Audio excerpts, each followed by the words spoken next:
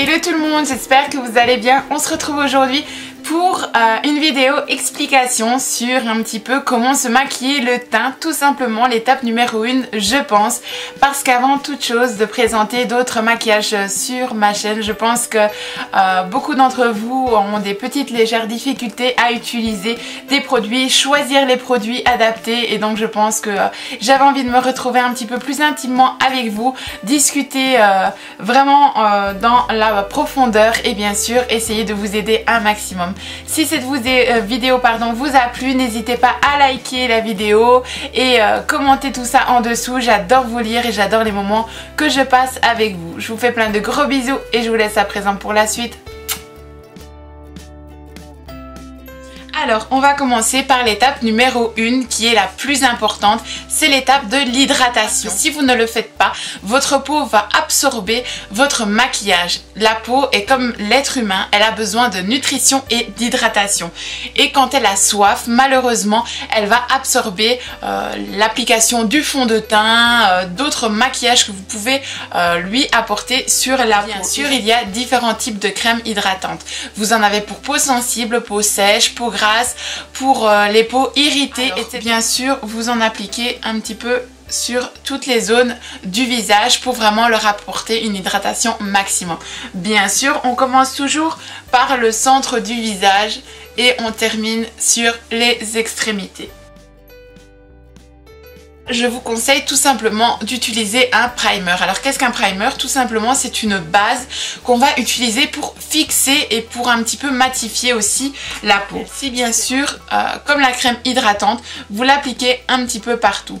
Je n'ai pas énormément, je vais dire, d'imperfections au niveau du teint, donc je n'ai pas vraiment d'endroit où je vais spécialement insister.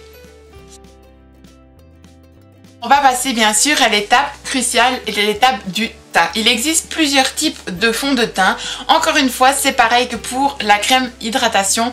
Vous devez tout simplement choisir par rapport à votre type de peau et bien sûr à ce qui vous convient le mieux. Vous pouvez bien sûr aussi retrouver plusieurs types de produits dans des gammes différentes. Par exemple, je vais prendre la gamme de chez L'Oréal. Tout simplement, je parle de l'infaillible 24 heures.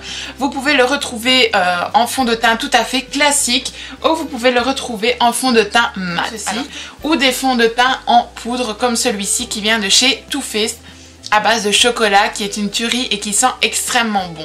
Bien sûr, les rendus sont différents. Ce genre de produit, par exemple, je vais l'utiliser en hiver quand j'ai vraiment besoin d'illuminer mon teint et vraiment d'apporter ce teint beaucoup plus glowy. Ou alors, en été, je vais vraiment utiliser ce genre de produit parce qu'on est un petit peu bronzé, parce qu'on n'a pas spécialement d'imperfection, qu'on a envie de garder de la légèreté. Et bien tout simplement, je vais utiliser celui-ci. Maintenant, il y a encore beaucoup plus léger. Il s'agit des bébés crèmes. Ce sont des crèmes hydratantes légèrement teintées. Je trouve que pour les petites jeunes filles qui n'ont pas vraiment l'envie de porter du fond de teint, ce sont des genres d'articles très bien créés. Une fois que vous avez choisi un petit peu votre teint, votre fond de teint, il vous suffit bien sûr de l'appliquer. Vous avez encore une fois plusieurs méthodes pour l'application. Soit avec une éponge comme celle-ci, vous devez simplement l'humidifier en fait sous l'eau et la presser, elle va gonfler et le fait qu'elle reste légèrement humide va vous apporter en même temps une double dose d'hydratation, mais en même temps ça va aider à ne pas absorber le produit. Vous pouvez bien sûr aussi l'appliquer au doigt. Personnellement, depuis que j'utilise ce genre de produit, je n'utilise plus mes doigts pour appliquer mon fond de teint, mais je le faisais avant, ça marchait tout aussi bien.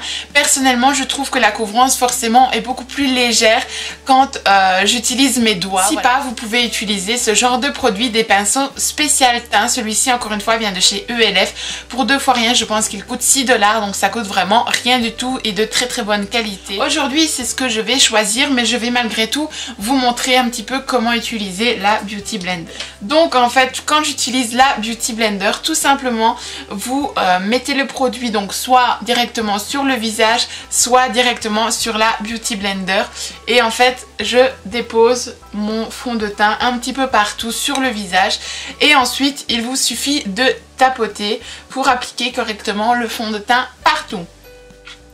Encore une fois, il est important de ne pas faire ça avec l'éponge. Pourquoi? Parce que sinon vous étirez le produit et donc vous n'allez pas avoir une couvrance parfaite au niveau du teint et vous risquez d'avoir des démarcations. Alors quand vous devez vous rendre en boutique et choisir un fond de teint par rapport à la carnation de votre peau, si vous n'avez pas de conseillère près de vous, je vous conseille tout simplement en fait de swatcher à ce niveau-ci par rapport à votre teint, tout simplement parce que sur la main c'est faussé. Regardez la couleur de ma main comparée à mon visage, ça n'a strictement rien à voir. Je vais bien sûr appliquer aussi avec le pinceau comme je vous l'ai dit pour vous montrer la différence. Le pinceau c'est aussi simple, il vous suffit de tournoyer légèrement sans appuyer vraiment très fort comme ceci, parce qu'encore une fois sinon vous allez déplacer la matière. Légèrement vous effleurez et vous tourbillonnez sur le visage. Encore une fois, du centre du visage jusqu'à l'extrémité du visage. On va passer à l'étape de l'anti-cerne. L'anti-cerne ne sert pas spécialement aussi qu'à cacher les cernes, mais aussi à en fait illuminer le dessous du regard ainsi que la zone T. Il existe bien sûr des anti-cernes un petit peu en crème sous forme de petits pots comme ceci. Ensuite, vous avez des anti-cernes par exemple comme ce genre de produit, donc soit en stick, soit en petite éponge. Donc soit c'est une petite éponge comme ceci, ou tout simplement en fait comme pour le Fit Me de chez Maybelline.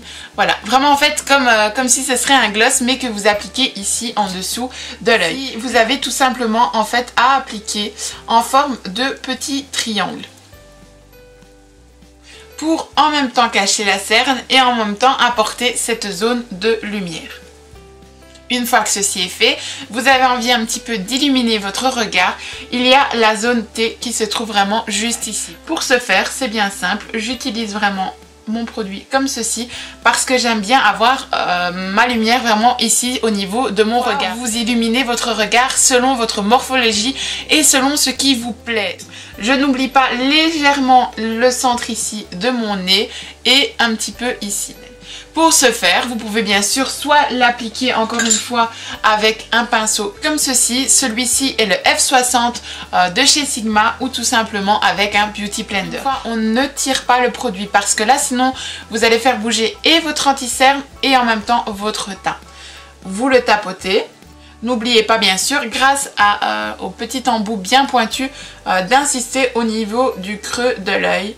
Ne descendez pas non plus trop bas, c'est important, vous restez vraiment dans la zone que vous avez illuminée. C'est important de bien prendre son temps pour faire cette option là parce que sinon vous allez vraiment garder des démarcations et c'est important d'avoir le teint bien travaillé. Moi je trouve que c'est plus joli d'avoir un teint bien travaillé et pas les yeux maquillés que le contraire. Si vous êtes à la bourre le matin, privilégiez surtout votre teint à la place des yeux. Il est important bien sûr de terminer ensuite et de réchauffer son teint. Avant ça, il y a une autre option qui est vraiment importante, c'est de fixer son teint ainsi que son anti-cerne. Pour ce faire, vous devez en fait utiliser des poudres matifiantes. Donc, vous avez des poudres compactes, fixatrices et matifiantes, comme celle par exemple de mon fond de teint. Bien sûr, celle-ci c'est un fond de teint, mais je vous montre la consistance. Donc c'est vraiment une poudre qui ressemble à celle-ci, mais qui est vraiment beaucoup plus claire, beaucoup plus blanche, ou bien sûr en aspect un petit peu translucide. Comme celle-ci, j'utilise en fait une poudre matifiante fixatrice, mais en même temps teintée. Celle-ci, elle est la Banana de chez Ben Nye. Je l'ai aussi bien sûr en poudre translucide et en différentes autres sortes de poudres. Vous pouvez soit la prendre avec un pinceau comme celui-ci qui est le F25 de chez Sigma. Comme vous le voyez, il est légèrement un petit peu biseauté et ça permet en fait de tapoter vraiment dans le creux de l'œil comme ceci. Quand vous n'avez pas spécialement de pinceau, vous pouvez bien sûr utiliser votre Beauty Blender et vous appliquez voilà en tapotement. C'est vraiment important de tapoter, c'est vraiment ça qui va fixer le teint et l'anti-cerne, pardon. Une fois que j'ai fait ceci, je balaye en fait, voilà, je dégage bien le restant de la poudre, encore une fois, sans appuyer ou écraser. On n'oublie pas sa zone T, c'est important. Une fois que j'ai terminé ça et qu'il me reste toujours un petit peu de poudre, en fait, je passe sur le reste de mon teint. Je vous le conseille parce qu'en même temps, il matifie, mais n'oubliez pas, en même temps, il va fixer le teint.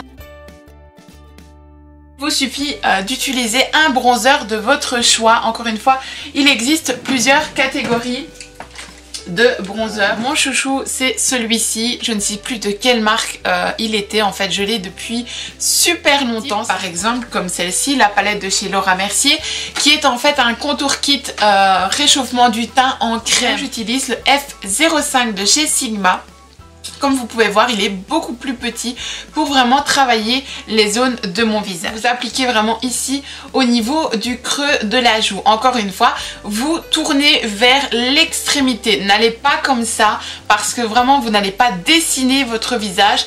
Vous allez vraiment venir vraiment apporter ici. Vous allez fermer votre visage. Que si vous le travaillez vers l'extrémité du visage, justement c'est ce qui va agrandir et définir la structure du visage. Ensuite, vous remontez toujours en tournoyant légèrement vers l'extrémité du front. Pour les personnes qui ont un petit front, évitez ce genre d'étape. Faites vraiment juste au niveau de la racine du cheveu, mais surtout n'allez pas vraiment plus loin. Moi personnellement, ça ne me dérange pas. Vous voyez, je viens même insister un petit peu ici parce que j'ai un front qui me permet de le faire. Mais pour les personnes qui ont un plus petit front, ne descendez pas trop bas, sinon ça va encore une fois vous tasser le visage. Alors pour vous aider un petit peu à savoir vous localiser à cet endroit là, il suffit, si vous ne savez pas où travailler, de pincer votre bouche comme ceci. Et juste là en fait vous voyez la zone à travailler. Une fois que j'ai vraiment déposé ma matière, vous voyez, pour éviter de garder des démarcations, je continue avec mon pinceau propre à travailler mon teint. Alors, une fois que cette étape est faite, ce que j'aime bien faire, c'est utiliser un kabuki. Alors, un kabuki est un pinceau beaucoup plus fluffy, beaucoup plus large, en fait, qui va venir apporter ce côté un petit peu léger, ce côté beaucoup plus naturel, pour éviter, vous voyez, par exemple, comme ceci, de garder des démarcations bien prononcées. Tout simplement, il vous suffit, encore une fois, vers l'extérieur, voilà. Tout simplement, vous frottez légèrement, encore une fois, on n'écrabouille pas, on y va légèrement. Et ça va vous donner ce côté beaucoup plus naturel. Donc comme je vous l'ai montré juste avant, vous avez soit une palette à multifonction, soit ce genre de petit blush. Par exemple ici, c'est le Peach Beach de chez Too Faced. C'est un de mes coups de cœur. Par exemple, celui-ci ne sent absolument pas le chocolat. Mais vous avez vraiment, je ne sais pas si vous allez bien voir, ce côté un petit peu glowy. Alors, je vais faire comme à mon habitude de tous les jours. Ce sera beaucoup plus simple pour nous. Donc je vais choisir vraiment les teintes, comme je vous l'ai dit, beaucoup plus orangées, que je dépose juste au niveau, vous voyez, quand vous souriez, vous avez vraiment des petites pommettes. Et en fait, c'est vraiment là où vous devez apporter ce côté un petit peu réchauffement du teint ou ce côté un petit peu plus rosé. Alors, on va passer ensuite à l'étape du glowy. Comme je vous expliquais tout à l'heure, en fait, vous avez des enlumineurs. Donc, soit comme ce genre de produit que j'adore utiliser. Celui-ci vient de chez Urban Decay. Donc, vous voyez, il est vraiment splendide. Vous avez ce genre de produit, donc des illuminateurs en fait. Je le prends au doigt. Et donc, je l'applique vraiment juste ici. Que je viens légèrement, voilà, frotter avec mon doigt. Voilà, je dépose le restant sur l'arête du nez, un petit peu ici. Et en fait, je viens légèrement le tapoter avec ma Beauty Blender. Ça va vous permettre d'avoir un teint beaucoup plus glowy tout au long de la journée. Donc voilà pour le teint, je pense que ce sont vraiment les étapes les plus importantes. Si maintenant vous avez vraiment peur que votre teint bouge, vous pouvez utiliser des produits comme par exemple le Mist & Fix de chez Make Up For Ever. Ce sont des produits que vous vaporisez plus ou moins comme ceci et qui vont fixer un petit peu comme une laque que vous utilisez pour vos cheveux, sauf que là ça va vraiment fixer le teint tout simplement. Donc voilà, je pense avoir vraiment présenté un maximum pour le teint. Je vais maintenant appliquer mes yeux et je vous retrouve. Et donc voilà, j'ai terminé maintenant mes yeux. J'ai juste simplement fait un trait d'eyeliner, appliqué mon riz-cils, terminé mes sourcils et voilà ce que ça donne, le rendu terminé. Bien sûr, j'ai appliqué aussi un petit gloss de chez ELS. J'espère que ce genre de vidéo vous aidera, vous fera plaisir et bien sûr, si jamais vous désirez d'autres d'autres vidéos pour d'autres explications, que ce soit pour un teint plus approfondi, pour le regard, l'intensité du regard, pour les différentes formes de regard, etc. Pourquoi pas vous réaliser tout ça? N'hésitez pas à me dire tout ça en commentaire, me mettre des petits pouces en l'air, ça me fera en tout cas très plaisir. Je vous laisse à présent, je vous retrouve dans une prochaine vidéo et je vous fais plein de gros bisous.